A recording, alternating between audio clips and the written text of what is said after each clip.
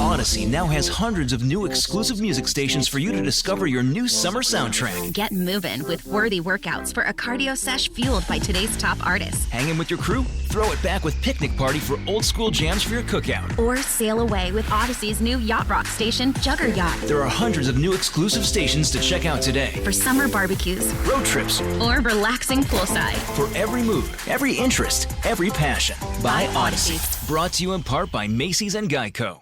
Why does quicksand work so slowly? Question everything. They did. It's how they created the all-new Hyundai Tucson with available innovations like a huge 10.25-inch infotainment screen and digital key technology, allowing you to use your smartphone as a spare key. And you always get Hyundai's complimentary maintenance for 3 years or 36,000 miles. Test drive the 2022 Hyundai Tucson at your nearest Hyundai dealer or learn more at HyundaiUSA.com. Call 562-314-4603 for complete details. Tell Alexa to open Hyundai Driver. Why does quicksand work so slowly? Question everything. They did. It's how they created the all-new Hyundai Tucson with available innovations like a huge 10.25-inch infotainment screen and digital key technology, allowing you to use your smartphone as a spare key. And you always get Hyundai's complimentary maintenance for 3 years or 36,000 miles. Test drive the 2022 Hyundai Tucson at your nearest Hyundai dealer or learn more at HyundaiUSA.com. Call 562-314-4603 for complete details. Tell Alexa to open Hyundai Driver. All right, Clint Sterner, Ron the Show Hughley, Peter Burns of the SEC Network joins us and to talk about the biggest thing happening right now in college football and maybe even sports, and that is the potential of Texas and Oklahoma moving to the SEC.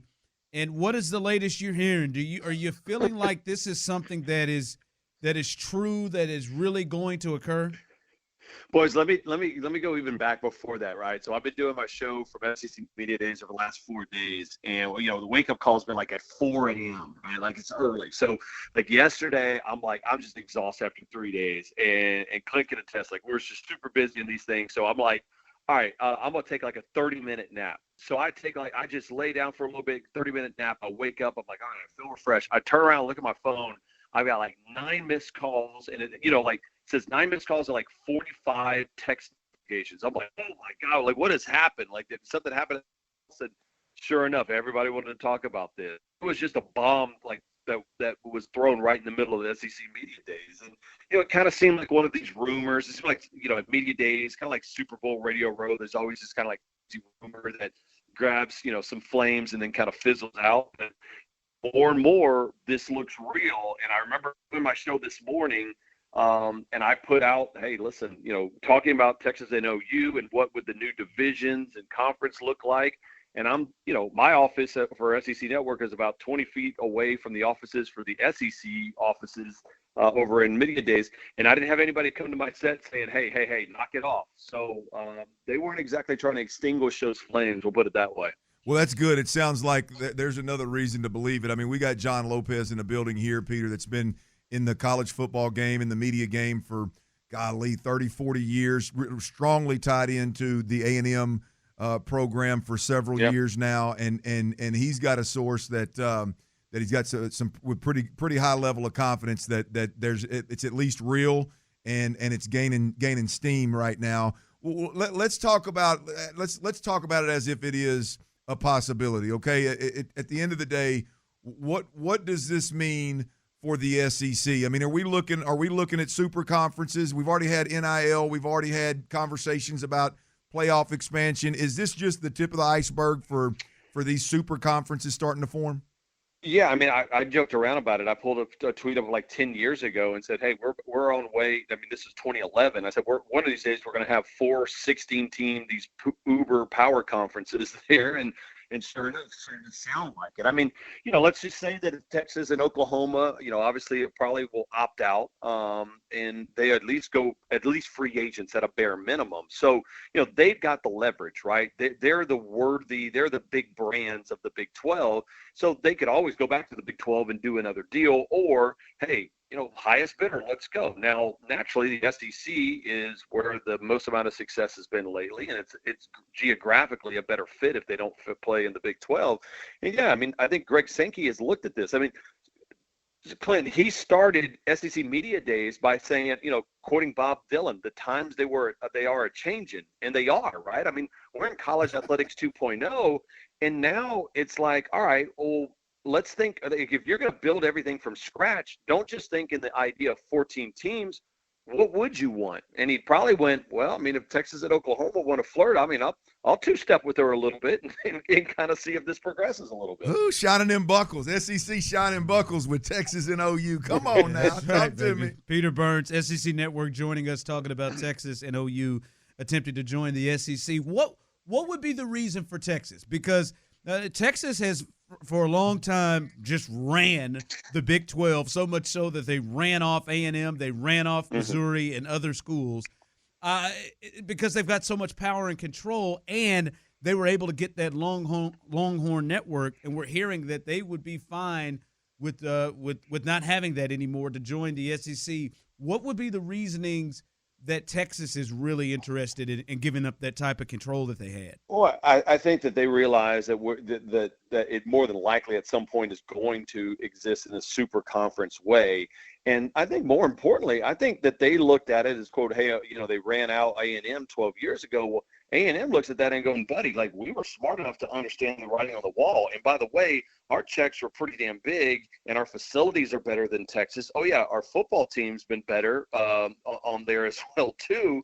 And they looked at it, and now I think Texas, I mean, you go back and look at it. I mean, it was so funny because, I grew up in San Antonio and spent time in Kingwood. So I know the dynamics of Texas and A&M and just that state.